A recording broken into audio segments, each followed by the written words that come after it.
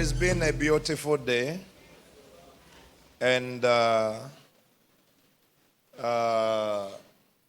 the services this morning, I didn't bother preaching. I was just conversing with people. And your service, I may still do much of that. Because we are dealing with masculinity and femininity in your service. You see, the world is changing. And definition of things are changing. Very soon you can't know the definition of anything again. You are not hearing me. Did you notice a few days ago, they were trying to confirm the first black woman to become a Supreme Court judge in America. And they asked her, define a woman. And she said she doesn't know the definition of woman. You didn't hear me. The first black person, that's a lady, to enter Supreme Court in America as a judge, they asked her in the House of Representatives, define a woman. She says she doesn't have a definition. Why? She didn't want to offend the transgender community. Are you with me? Are you with me? Because right now in America, you have somebody claiming to be a man and they get belly. So instead of calling them women, they call them birthing people. People that give birth. Because the person carrying belly identifies as a man. You are not with me. You saw the young boy that's been breaking records in swimming, female swimming. He's an undergraduate in the university and was swimming as a man and was not winning. You are not hearing me. So identifies as a woman. Says he has changed his gender to a female. That he's transgender. And engaged in female sports. And she's a champion. And nobody can criticize the she-he. You are not hearing me. You can't criticize the she-he. Even though you know that this is cheating. But because you don't want to be called a transphobic, a homophobic, whatever phobic, you back off. That's what happens around the world today. If you help me say yes. And very soon, women are going to be endangered species. Because for me, are you here? Are you here? For me, I think that if this thing starts and everybody's, you can identify with anything, I have to identify as a woman. You are not here. Are you with me? Those of you that play golf know what I'm talking about. If you are teeing off now as a man, you are teeing off here, and you are playing with a woman, they put her on to tee off from there. Far away. You will see it on Tuesday. So you are starting here, she's starting there. They say, well, you're a man, you are stronger than her. So you are going to the same place, but she's about 1 kilometer away from you. Teeing off to get there. So now, I identify as a woman. I palm my hair. I tell them I'm a woman, so I can tee off right where you are teeing off. Is that not good enough? You see, the world is changing. I hope anybody is hearing me here too. It's changing. And many times we don't know what the role of a man is, what the role of a woman is.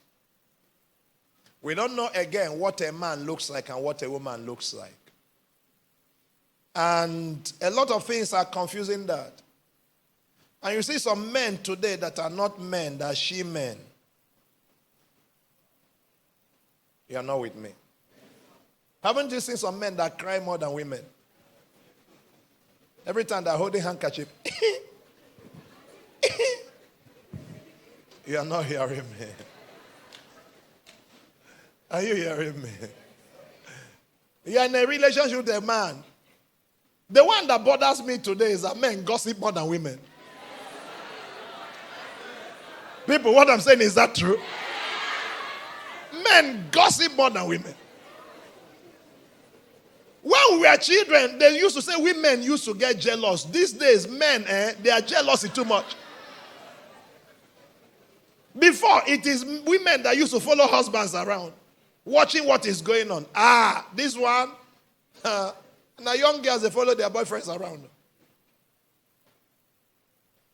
Every time, in church, you are dating this girl, you propose, you are going on and all of that. You notice that this girl can manifest.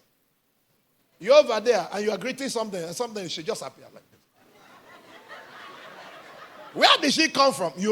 But I left you behind there. And then you leave from there. You are over there talking to somebody. Before you know it, you turn around. Look at her there.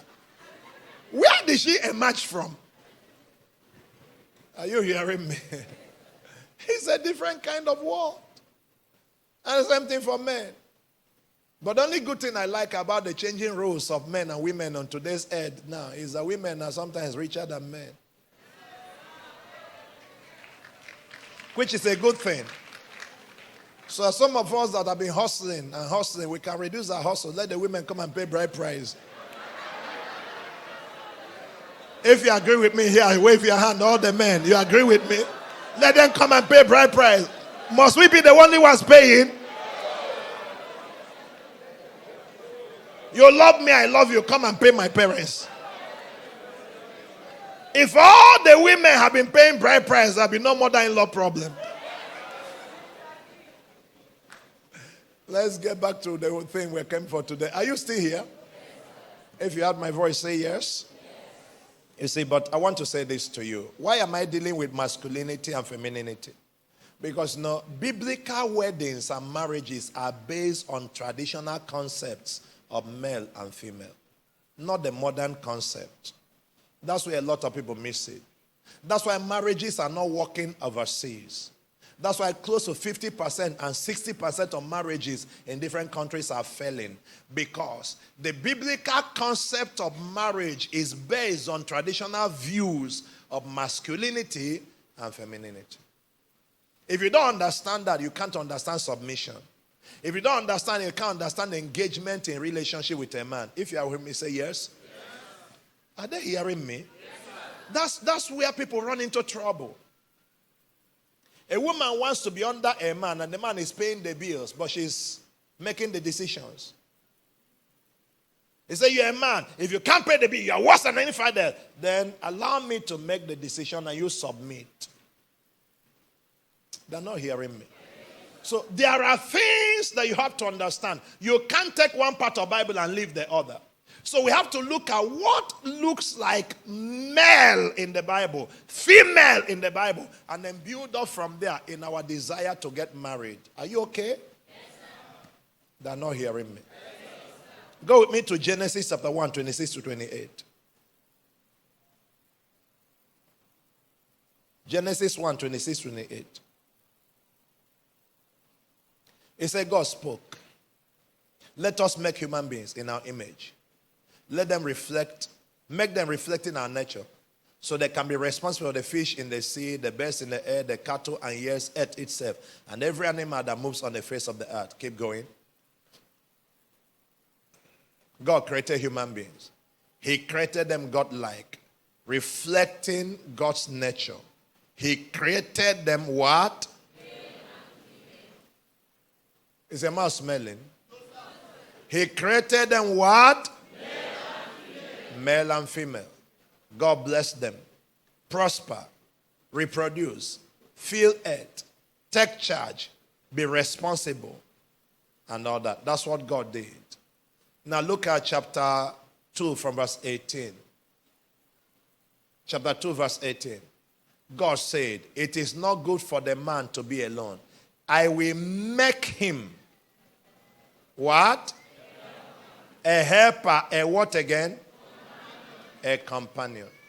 So, why, please, everybody look up here. These things causes trouble today.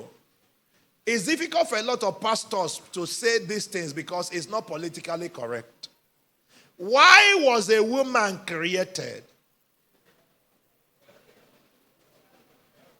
I don't want any man to answer. All the women here.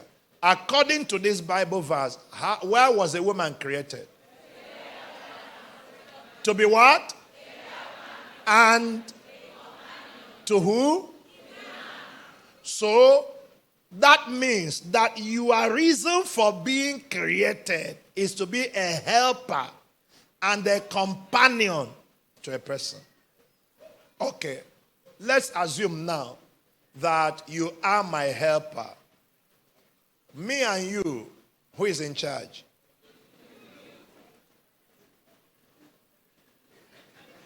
I'm talking to the women. We just want to talk. This is Bible now. If you're here, say yes. Yes. If you are my helper, me and you, who is in charge? You. So if you are my helper, I am in charge. Yes. Eh? Yes. If you are my helper and you are in charge, is that help now or cue? It's called overthrow. Is that true? You need to understand the traditional concept of marriage. Are you with me? The reason homes are not working today is because when you went to school and they educated you, they educated this thing away from your brain. So most women that are out of university today, they removed this one from your brain. When they were training you, they opened their head, took it out, and threw it away, and said, continue. So now you have graduated, and you are looking to get married. But a key thing that will make the home work is not there. And because we have been intimidated by social media, intimidated by feminism and all of that, we can't tell you that this is what the Bible says.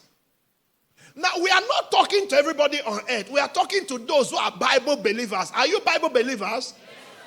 I'm asking, are you Bible believers? Yes. Are you followers of Jesus? Then this is what you believe. This is the principle by which you live your life. He made them male and female. He created the female role. We are equal as human beings. But when it comes to marriage, the man is the head of the home. The woman is the helper. Did you catch it? We are equal as human beings. Now, you have to train and retrain your mind on that before you can enter into a relationship that will succeed. If you enter into a relationship with the concept of boyfriend and girlfriend, with the concept of negotiation and authority that is there, that is, is my own, I won't submit it, you are going to have problem. And I'm talking to my daughters here. Any one of them here? Yes, I don't want your home to fail. Amen. And you will not fail. Amen. I can't hear your amen. Amen. But for the man, that the Bible says he made him a male and made a female also. There is therefore a difference between male and female. Is that true? And the difference is not just that something is hanging between your two legs. Are they okay? Huh? That's not the only. If nothing is hanging between your two legs, you're not a man, no. Let us settle that one. Is anybody hearing me? If you look for your own, you didn't find, you are not one of us.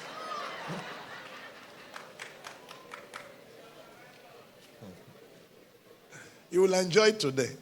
In a few minutes, I send you home. Is anybody here? I say, I'm a man and a man. And what is he talking about? Is there anything that hangs there? If you didn't sign your own, please, see me after service.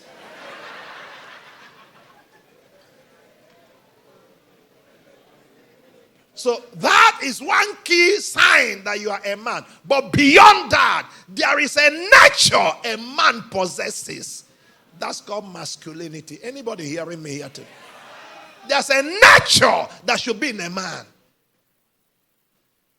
And many of the men today have been trained to be limp-wristed. Listen, believe me, I'm telling you, I see this even among pastors. I mentor a lot of pastors, thousands of pastors that come for impact. You see somebody, he starts a ministry. 3 years later, there's one problem and all of that. He comes to your office, he's crying. Pastor, somebody is gossiping me. I say, are you okay? You want to be a pastor and your problem is that somebody is gossiping you. He said, no, that church is very toxic. They're talking about me. I have to resign. I said, sir, number one, God didn't call you. Number two, you are not a man.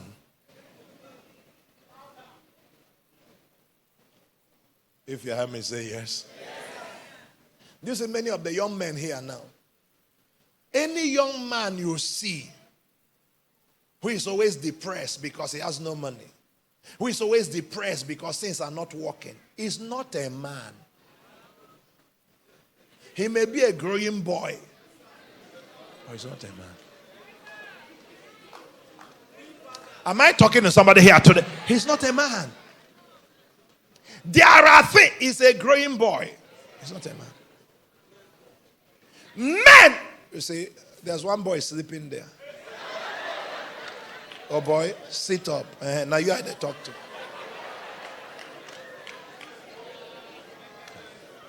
Una day here? Look up here. I came to preach. I told you it's going to be a discussion. Are we discussing well? You see, the problem we have is this, that while you are here, you may not understand. Some of the years here are about to get married to somebody who is not a man.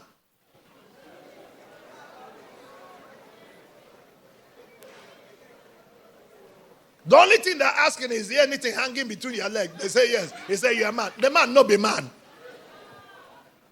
There must be a heart that makes him a man. A nature that makes him a man. A character. Am I talking to somebody here today? That makes him a man. That when you get back home, what you get is a man. That's why in those days men go to war. That's why in those days men are the breadwinners. If you help me say yes. I know today women are breadwinners too. But get me. There's something that makes people nature. If you help me say yes.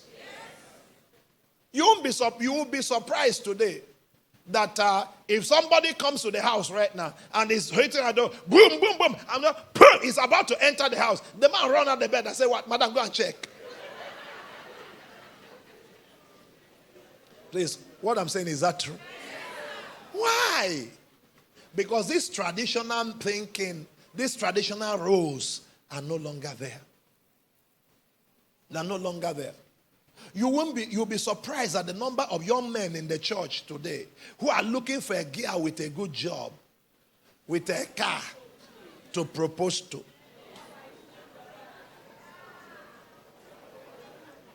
There is no man under this earth that has a sugar mommy. There is no man. No man since Adam was created has ever had a sugar mommy. It is growing boys.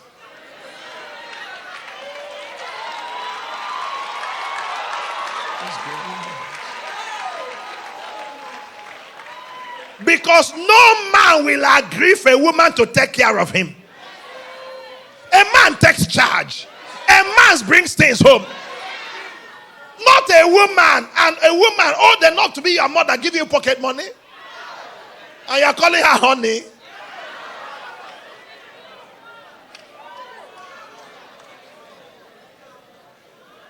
You sit down there, your job is to service an old woman.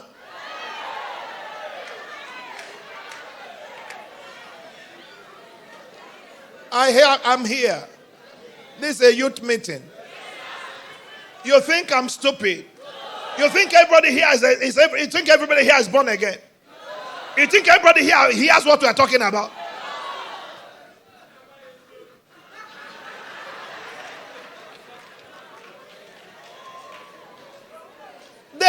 reason we started what we are doing is because, believe me, the things where they go on in Nigeria. Inside church too. In plenty. You're not hearing me. I just ran around. I knew 2 times in this church. Some years ago, a young man was trying to see how he can break into 1 or 2 of the women here that has money. He worked hard though. You are not hearing me. To see if he can just, so that is his strategy for rising in life.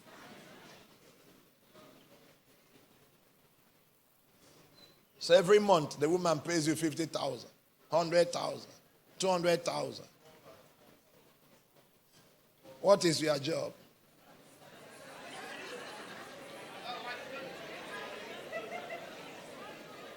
And then when you come to church, you wear a shining shoe. He said, boy. and some other people there are being tempted thinking it's a man. This person is not anywhere near a man. A man gets up and tells himself, I'm on an adventure of destiny. A man decides to compete with other men he's met. And his desire is that one day I will stand on top. That's a man. Am I talking to somebody? While he's leaving school, his mind is made up. I will not be poor. I will not be a beggar. No benevolence. If I perish, I perish. Am I talking to somebody here too? It's a mentality. I finished my first degree. I came here to do second degree in RSU. I registered and all of that. I went back home. I called my dad. I said, you won't train me again. I said, I don't want you to put 1 kobo again into my schooling. He said, why? I said, take care of the younger ones. He said, are you going to cope? I said, God will provide. I left him. I went about to see my uncle, the one we did his 80th birthday here. Remember him? I went to see him. And then got to his house. We started talking. And I told him, I said, look at what I just told my dad. He said, how are you going to take care of yourself? I said, that's why I came to see you. He said, why? I said, because I want you to tell me what to do. I want to know exactly how to move. He said, I have no idea, but I know that I can't be under my father's training and college after I finish my first degree. No, I have to grow up. My uncle started laughing. He said, you did the right thing. I said, then how do I move?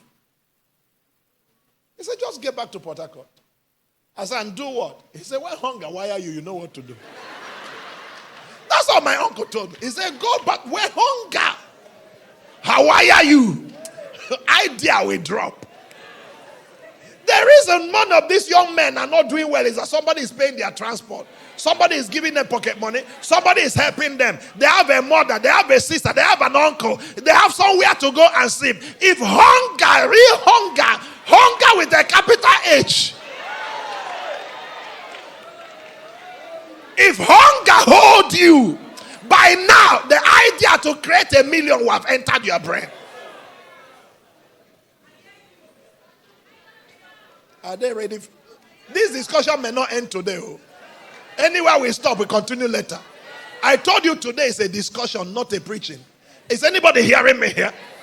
And you have all kinds of these people running up and down. I'm a man, I'm a man, I'm a man. Just because he's wearing trousers. Thank God women wear trousers now. You're not a man. Let's get back to that, because this thing about marriage was built on the traditional concept of masculinity and femininity. Are you with me? What are the natural qualities expected in a man? Let me give you a few of them.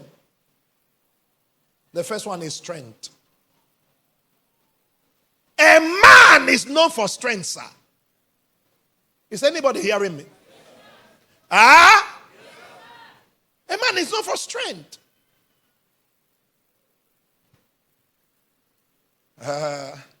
What a man can do, a woman can do too. That is okay. But when a man starts beating a woman, they start complaining. Allow the woman and the man to enter the ring, no? WWE. You're not hearing me. Una well? Eh? Why can't women come to men heavyweight boxing championship and say, okay, today Tyson, what's his name, Mayweather, and all of that, and then their sister Weather come. They won't allow that because they know that with all the femininity they're talking about, with all the feminism they're talking about, we know that men and women, our strength are not the same. Are you with me? Men are known for strength. Strength of body, strength of mind, strength of will. That's what a man is. You can't have a man that's a weak man. Many times we walk into church. Before you finish worship, all the men have sat down. Women are still standing, waving their hand. You haven't said amen, you see that.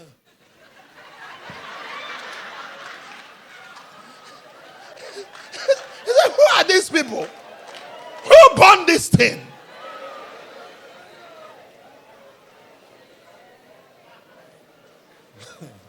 Are you hearing me? I was preaching in Enugu on Saturday, from Thursday and Friday. So on Friday morning, we went out to the club, the golf club, and then I decided to walk. Are you with me? And I went out with my pastor friend over there. And I walked, trekked around, did my exercise and all of that. And I was standing, playing, walking and all of that for 3 hours and 35 minutes. I finished. And he followed me. So he asked me later, what happened when you got back? I said, what? I said, I was walking because I had a book to deliver. And the book has been printed this Monday, so I had to finish it. So I came back and I just took my bath and he said, I'm just waking up. I said, since morning. You came back, you went to sleep. I said, I've been walking, I've been on the table. He said, how do you do it? I said, because since I'm going to preach and be moving up and down the pulpit, I train myself so that my leg can be alive. My energy can be there. This is the 5th service now. And I'm still talking as if this is the first service. You can't live like that. You can't live in weakness as a man. Am I talking to somebody here today? You can't. You can't. If not because one of our pastors, I'm supposed to be preaching this night in our, what do you call it? Transamadi, I think. Transamadi branch and all of that. But the pastor was not feeling strong. So I said, okay, since he has not mobilized and he was feeling stronger, I will finish this now by this time. Gone and changed and gone to Transamadi. Last Sunday, I went to Abuloma Church and they did an open air meeting. And after all the meetings here, I stood there on the platform in open, and I still ministered in the night, and I still came back home. And I was still here on Monday to do my meeting. So why are you at 25 tired? You sit in church, you are dozing. And this morning, your heart is panting. He said, I need to sit down. I need to sit down. I am tired. We have to check. We have to confirm this man thing. We have to confirm. We are not sure you are one of us. You have the physical appearance. But I suspect you. Are there no women that look like men? Does it make them men? So that you are looking like a man, does it make you a man?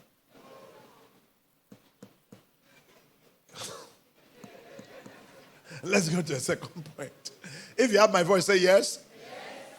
I'm going to close. Anytime I'm tired, I stop. The discussion can continue later. But is my point coming across? This is what we're talking about. Not you marry now, you get back to the house. Any small thing, your wife is the one opening can for you. He said, honey, I was trying to open it, it's not opening. Oh, they're not here. Is anybody hearing me? I came to talk to you. He said, honey, help me. The woman will and give to you.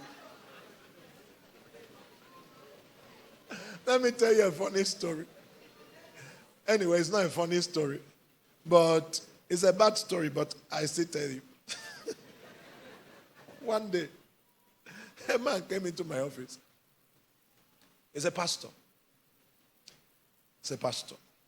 I'm ashamed to say this, but I've taken enough. I've taken enough. So I'm ashamed to say it, but I have to come and report. So my wife is beating me.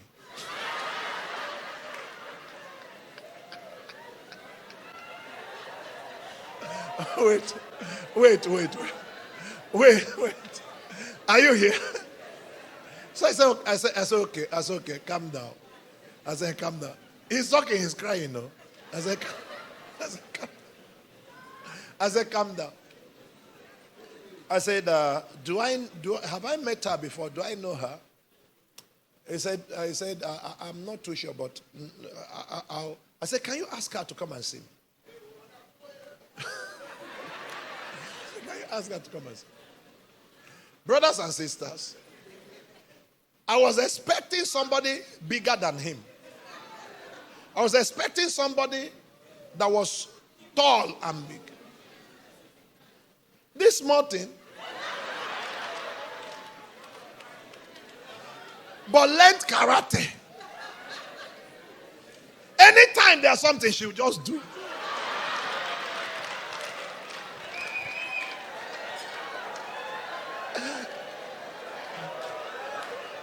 If you see the begging, I beg her.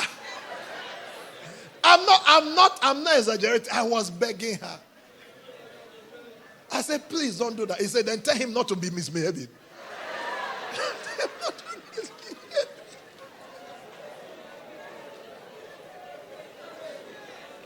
Let's move on.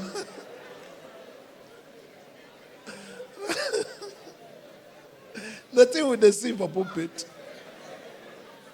Yeah. The second thing a man is known for is ambition.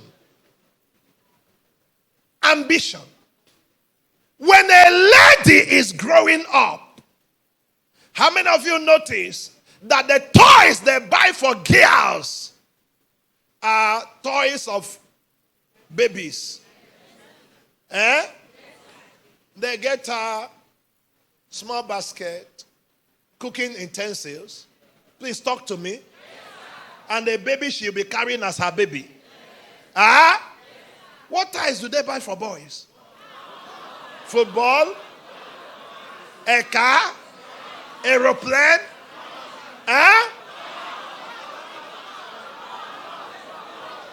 Gone. Come and talk to me. Why? Because they know that young men are meant to be aggressive, go-getters, pursuing something, ambitious. Listen to me. The picture tells you what society and life expects of you. Yeah, don't subscribe to the view that every woman should be in the kitchen and her only ambition is to get married. But it tells you that if you're a young man without an ambition from an early age, you waste your destiny. No young man should finish secondary school without knowing where he's going in life. And anyone that graduates from university without knowing where he's going in life is already getting late. And if you cross 35, you don't know where you're going to, you shouldn't be hanging around us. You are supposed to be an arrow shot out with the hand of a mighty man. You must be focused somewhere. There must be an ambition in you to make your life count. You run into life with a destiny shout, I can't die small. That is masculinity.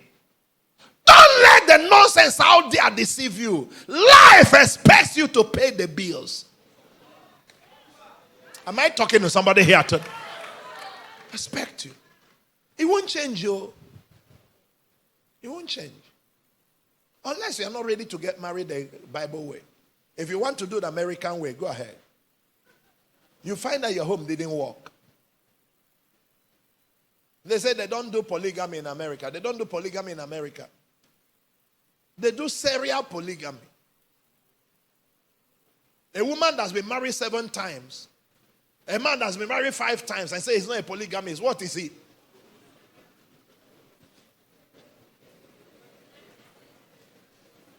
You're not hearing me. He's not a polygamist. He has 7 children from 5 women. He said, no, I divorced her before I married another. I divorced her before I married another. Is it not better to keep her and marry another? Thunder, fire, quench.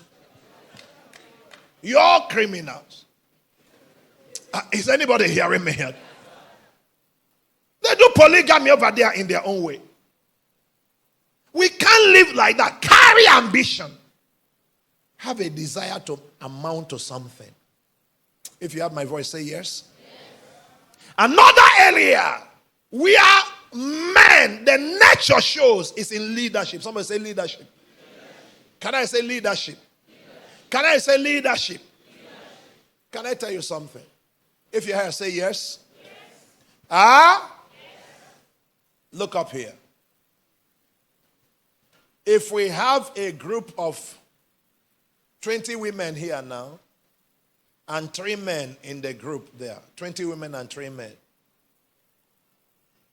and we say there's an election going on, and 1 woman is contesting, and a man is contesting, I guarantee you, at least 12 of those women will vote for the man. You didn't hear me. There are 20 women. There are 3 men. You are not hearing me. If you do an election, 1 man, 1 woman, and both of them are fully qualified, the women will vote for the man. Why? Because there is this expectation on every woman that man should provide leadership. It's at the back of the mind. You are not hearing me here. It's at the back of their mind. You can't come to a home and you can't provide leadership. The wife says, what is our plan? You say, what do you think? You should have a plan first, and then she can review it with you. Come on, are you with me? The reason a lot of young girls are not excited about getting married to you is because you have no vision for the future. You say, all these girls, they despise a man that has no money. No girl despises a man that has no money. Girls despise men that have no future. They despise men that have no future. So what's your ambition? If you are still with me, say yes. How do you provide leadership? You see some young men today, they come to church. There is nothing they want to be a leader in. In society, they are not leaders. Politics are not leaders. Church, they are not leaders. Community association, they are not leaders. There's nowhere. I want to say this to you, and I want you to believe me if you care. Listen. Every woman wants to look up to her man. Every woman wants to celebrate her man achieving results going forward in life. So give your woman something to celebrate. If you cannot be a leader in society, be a leader in church. If you cannot be in politics, be a leader here in community. But somebody is always looking up to you. So you are going up is giving her pride. That when men stand, my husband stands out. Am I talking to somebody here today? That's a man. That's what a woman celebrates. Not you just blending. You just blending. You just blending. You come to a very huge program, a very huge society and all of that. They count all the men that matter and her husband is sitting down. Catch an ambition. Provide leadership. If you have my voice, say yes. Yes. Provide leadership. Why do you see young girls running around to be baby mama of the video and all of that? It's a competition. What is your young girl? When you grow up, what you are going to be? I'll be baby mama.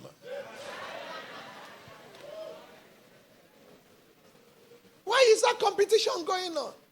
Because the person is out there. Please look up here. I am not saying you must be out there. I am saying provide leadership. In church, in the home, anywhere. Let somebody be able to trust you that you are stable enough to guide him or her forward. Am I talking to somebody? Do you know one of the reasons why men say my wife is very stubborn, he makes all the decisions, is because the man doesn't know what to do about the children. He has no idea. He can't provide leadership. Do you know you go to some homes, the only person that disciplines the children is the mother. The man is just an angry man. He has sat down.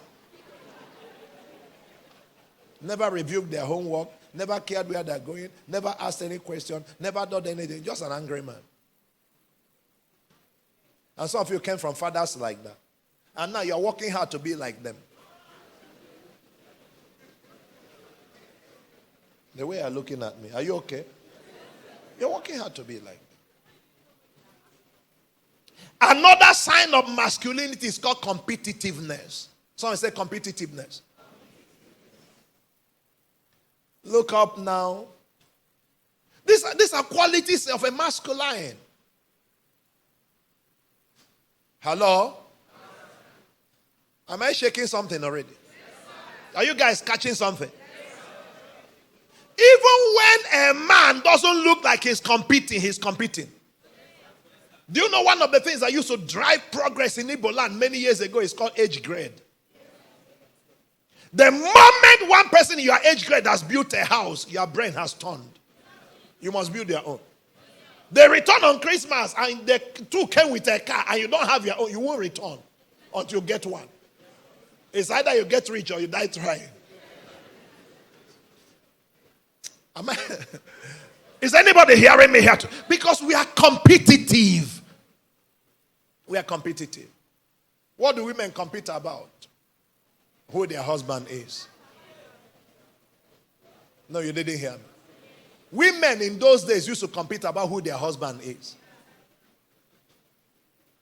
The identity of many women in those days were tied to husband. I am Mrs. So-and-so. My husband is. It is only in this generation that women introduce themselves by themselves. Am I talking to you here? But I want you to know. Men here, please. You see, all I've said, as we're closing now, the part of the women we can deal with it later, or I just list a few of them. But as we're closing now, I want you to understand, if these things are not in your life, how are you a man? I'm looking at the young people here who are not competing. Who are not competing. You know, one of the things that embarrasses me about Port Harcourt is this. Port Harcourt doesn't know it's backward. We are so arrogant in this city that we don't know we are backward. How many people on the social media in Port Harcourt have a following of 1,500,000? Look at Lagos.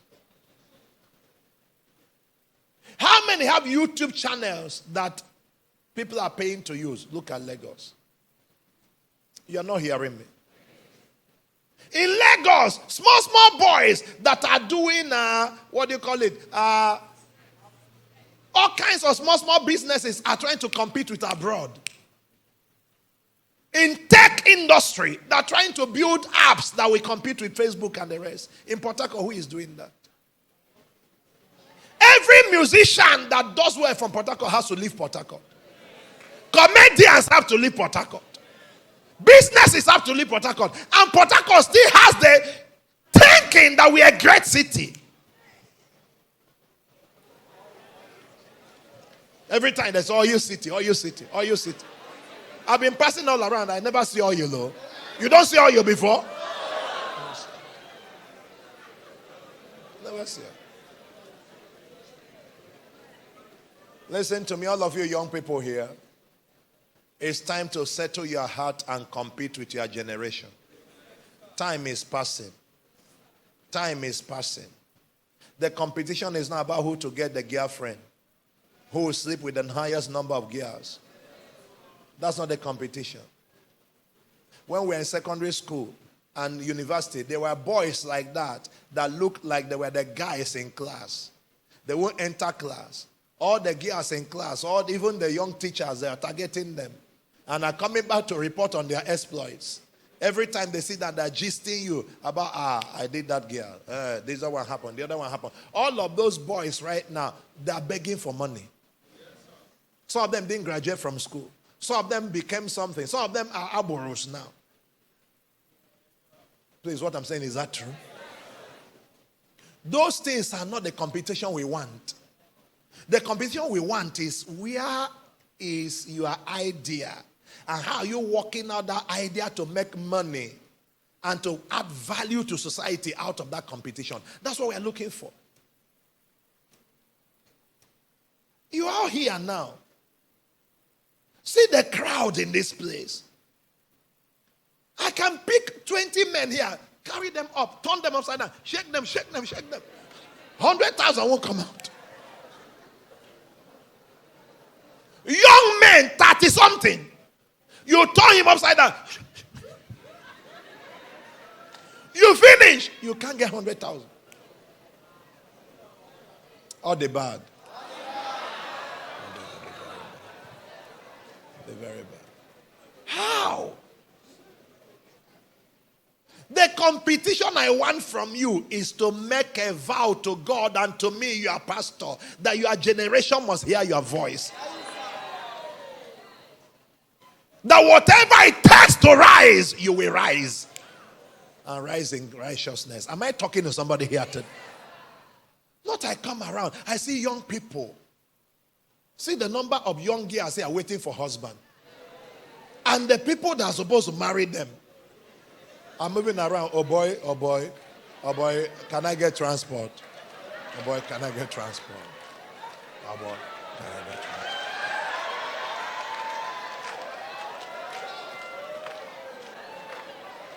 Well, now they form my hand. Too much. If you ask them, they say Nigeria is hard.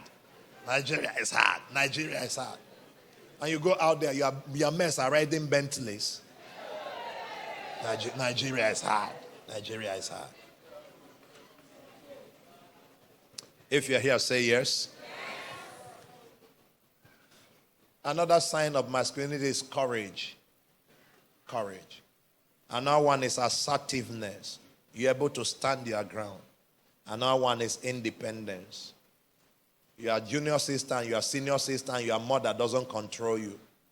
You have a little bit of independence. Pastor, the young man that wants to marry me, his mama said he shouldn't marry me.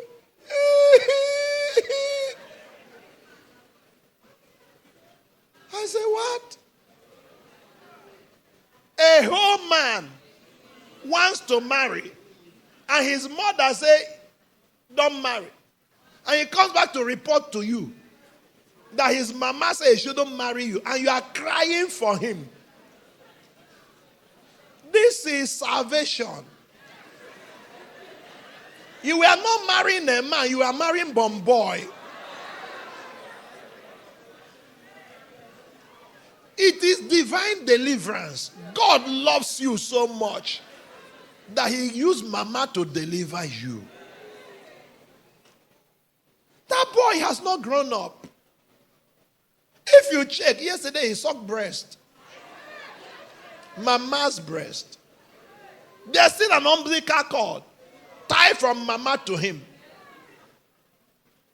No. When a real man wants to get wedded, he has settled with God. He has made up his mind. He walks to his mother. As I want to introduce my bride to you. Not Mama Check. So I want to introduce my bride. He goes to the junior brother or senior brother. So I want to introduce the girl I want to marry. Not can you check for me? Because he has checked for himself. He knows what he wants. He has prayed about it. He understands what he wants. Not Mama this. And Mama say, Kai.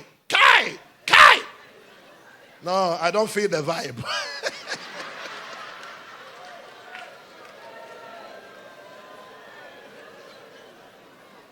You have a good pastor. You have a good pastor. Yeah. I'm trying to help you.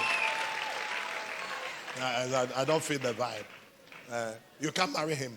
You can't marry him. You can't marry her. No.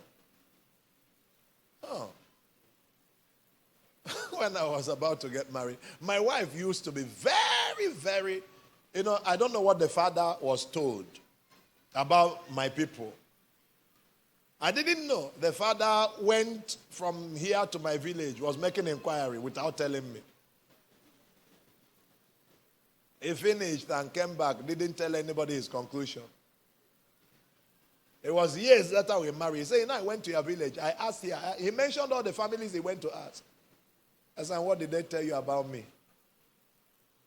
He said, everybody talked about you in a different way. I said, because they know the quality of person I am. If they go to your village, what will they hear?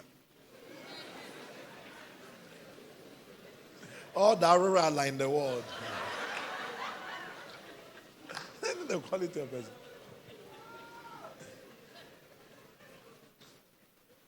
When my wife felt like when we were cutting, one day she just came.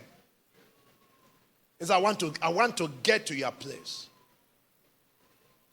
I said, it's not yet time to do that. Let's calm down. I'm going to, no, we're going now. A friend influenced her thinking that, okay, I'm not serious about that. So she came. I said, is that so? He said, yes. It's okay. We're leaving. Came out, paid transport. We entered vehicle. We came to the village. My dad was around. Entered the parlor, sat down. I went into his room. How are you, sir? He said, fine. We're just chatting and all of that. He said, okay, let him come out to the parlor. Let's sit down there so they can bring food there.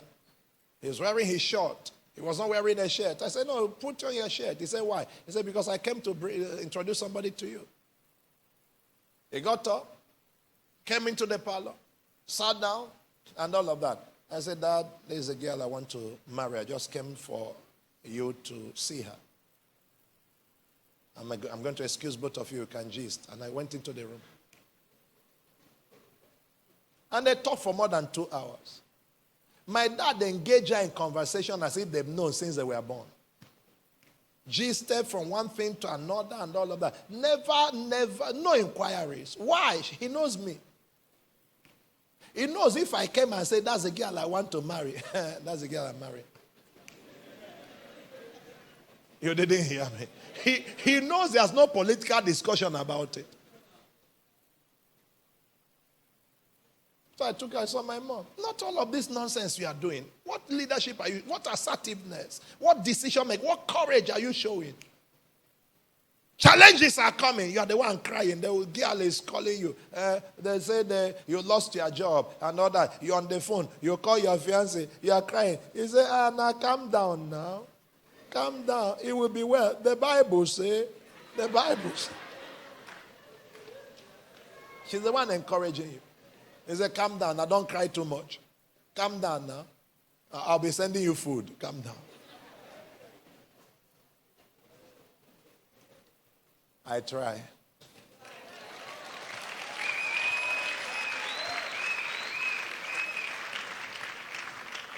Some people say, it's only one-sided. You didn't talk about the women. We wait for that to another time. Maybe another year. When the time comes, we get to that. But the truth is simple. Is anybody with me? What I said now, if somebody has said that to you as a young man since you were 15, your mentality will have changed. The way you handle life will have changed. Your approach to destiny will have changed. Please, what I'm saying, is that true? I don't want you to sit under me and let religion consume you. You use church like this, blind your own eye and your destiny. And when you perish, it looks as if God hated you. But God has given us a book we can read. And you can see the picture of the man God created in his book. If I had time, I would have used all these things I mentioned. I'll use different characters in the Bible to show you. That's the life of a man. He made them male and female. Stand to your feet.